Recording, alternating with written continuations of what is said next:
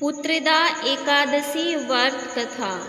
द्वापर युग के आरंभ में महिष्मती नाम की एक नगरी थी, जिसमें महिजीत नाम का राजा राज्य करता था।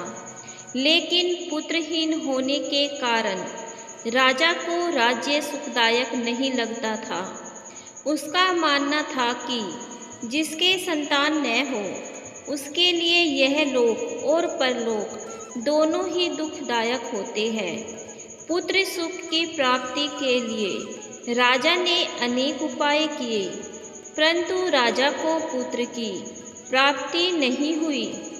वृद्धा अवस्था आती देखकर राजा ने प्रजा के प्रतिनिधियों को बुलाया और कहा, हे प्रजाजनों, मेरे खजाने में अन्याय से उपार्जन किया हुआ धन नहीं है, न मैंने कभी देवताओं तथा ब्राह्मणों का धन छीना है। किसी दूसरे की धरोहर भी मैंने नहीं ली। प्रजा को पुत्र के समान पालता रहा। मैं अपराधियों को पुत्र तथा बंधुओं की तरह दंड देता रहा। कभी किसी से घृणा नहीं की, सबको समान माना है। सज्जनों की सदा पूजा करता हूँ। इस प्रकार धर्म युक्त राज्य करते हुए भी मेरे पुत्र नहीं है, सो मैं अत्यंत दुख पा रहा हूँ। इसका क्या कारण है? राजा महिजीत की इस बात को विचारने के लिए मंत्री तथा प्रजा के प्रतिनिधि वन को गए।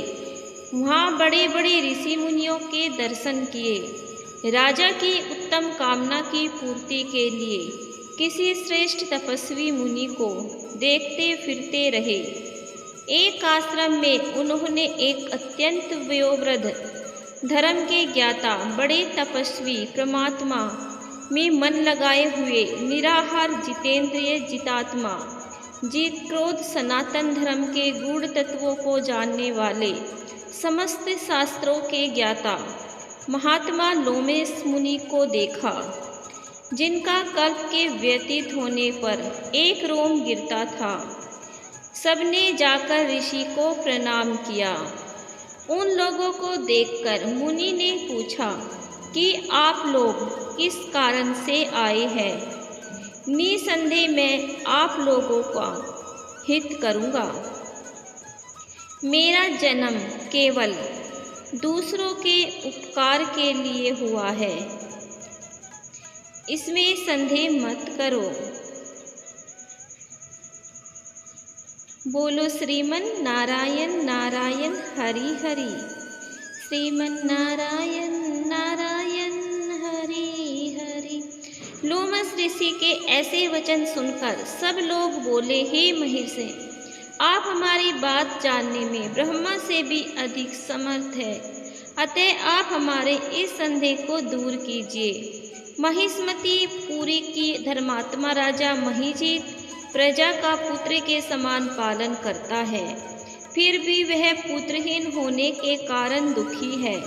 उन लोगों ने आगे कहा कि हम लोग उसकी प्रजा है, अतः उसके दुख से हम भी दुखी है। आपके दर्शन से हमें पूर्ण विश्वास है कि हमारा यह संकट अवश्य दूर हो जाएगा, क्योंकि महान पुरुषों के दर्शन मात्र से अनेक कष्ट दूर हो जाती है। अब आप कृपा करके राजा के पुत्र होने का उपाय बतलाए। यह वार्ता सुनकर ऋषि ने थोड़ी देर के लिए नेत्र बंद किए और राजा के पूर्व जन्म का वृतांत जानकर कहने लगे कि यह राजा पूर्व जन्म में एक निर्धन वेश्य था। निर्धन होने के कारण इसने कई बुरे कर्म किए।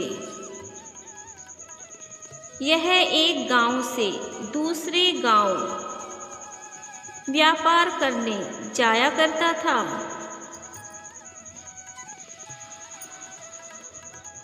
एक समय ज्येष्ठ मास के शुक्ल पक्ष की द्वादशी के दिन मध्याह्न के समय जबकि वह 2 दिन से भूखा प्यासा था, एक जलाशय पर जल पीने गया। उसी स्थान पर एक तत्काल की बिहाई हुई प्यासी गौ माता जल पी रही थी। राजा ने उस प्यासी गाय को जल पीते हुए हटा दिया और स्वयं जल पीने लगा। इसीलिए राजा को यह दुख सहना पड़ा। एकादशी के दिन भूखा रहने से वह राजा हुआ और प्यासी गौ को जल पीने से हटाने के कारण पुत्र वियोग का दुख सहना पड़ रहा है। ऐसा सुनकर सब लोग कहने लगे कि हे ऋषि, शास्त्रों में पापों का प्रायश्चित भी लिखा है, अतः जिस प्रकार राजा का यह पाप नष्ट हो जाए, आप ऐसा उपाय बताइए। लोमस मुनि कहने लगे कि श्रावण शुक्ल पक्ष की एकादशी को, जिसे पुत्रदा एकादशी भी कहते हैं, तुम सब लोग व्रत करो और रात्रि को जागरण करो, तो इससे राजा का यह पूर्व जन्म का पाप अवश्य नष्ट हो जाएगा। साथ ही राजा को पुत्र की अवश्य प्राप्ति होगी।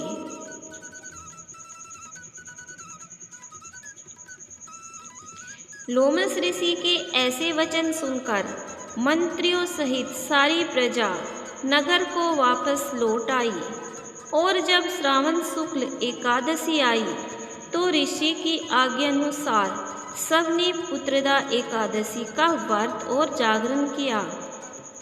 इसके पश्चात द्वादशी के दिन इसके पुण्य का फल राजा को दिया गया।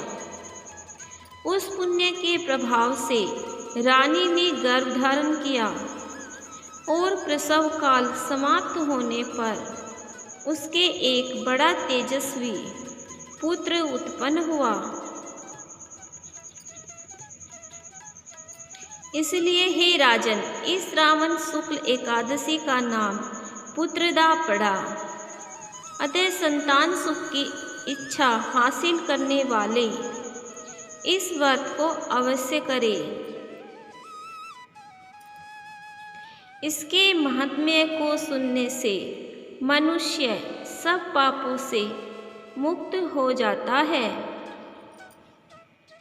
और इस लोक में संतान सुख भोग कर परलोक में स्वर्ग को प्राप्त होता है। बोलो जय श्री हरि। श्रीमन नारायण नारायण हरि हरि, श्रीमन नारायण नारायण हरि हरि। धन्यवाद दोस्तों।